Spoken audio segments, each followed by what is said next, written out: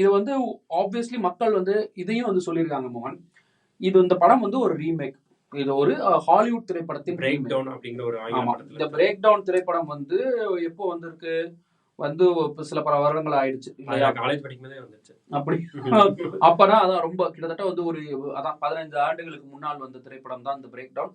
அந்த break down திரைப்படத்தோட ஒரு ரீமேக் அப்படின்றத மக்கள் நாங்க சொல்லிட்டோம் உங்களுக்கு. ஆனா ப்ளீஸ் அதை பார்க்காம நீங்க போனீங்கன்னா இன்னுமே உங்களுக்கு நல்லா என்ஜாய் பண்ணலாம். ஏன்னா நான் வந்து இன்னைக்கு படத்துக்கு வந்து நம்ம போறதுக்கு முன்னாடி விமர்சனங்கள் பார்க்கும் போதுமே இது வந்து இந்த ரீமிக்ஸ் இந்த ரீமேக் இதெல்லாம் நீங்க தெரியாம போனீங்கன்னா, இந்த விஷயங்கள்லாம் தெரியாம போனீங்கன்னா இன்னுமே என்ஜாய் பண்ணுவீங்க அப்படின்னாங்க. அதுக்காகவே அதுக்கப்புறம் நான் அதை பத்தி எதுவுமே பார்க்கல. ஸோ அது லைக் ஓகே படம் நல்லா இருக்கா இல்லையா அப்படின்னோடனே ஒரு ஃபர்ஸ்ட் இம்ப்ரெஷன் நம்மளுக்கு கிடைக்கும் இல்லையா?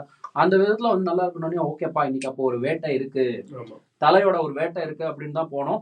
அண்ட் அது வந்து முழுதாக வந்து கொடுக்கப்பட்டதா அப்படின்னா ஒரு சில விஷயங்கள்ல வந்து 100% மேலே நம்மளுக்கு ரிட்டர்ன் பண்ணிருக்காங்க. சில விஷயங்கள்ல வந்து மேபி இன்னும் கொஞ்சம் கமர்ஷியலா இருந்தா இன்னும் கொஞ்சம் நேரம் கத்திருப்போமோ அப்படின்ற ஒரு இருக்கு. சோ கரெக்டான நீங்க சொன்னது வந்து கரெக்டான ஒரு அந்த எமோஷன் வந்து கரெக்டா இருக்கு. இது மாதிரி தான் ரொம்ப பேர் ஃபீல் பண்ணக்கூடிய வாய்ப்பு இருக்கு. பட் நாங்க சொன்ன மாதிரி இது சினிமாவும் அடுத்த கட்டம் போறதுக்கு இந்த மாதிரி படங்கள் தான் வரணும்.